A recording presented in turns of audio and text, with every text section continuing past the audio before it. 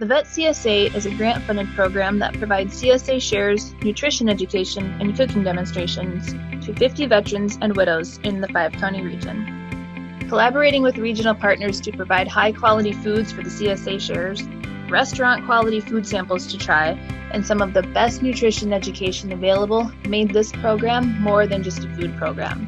It gathered veterans and their families together in intentional ways to bond, share stories, and learn from each other in safe and meaningful ways.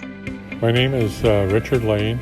I was in the Air Force a long time ago. This is a wonderful program. You have things here that I never dreamed that were available in this area.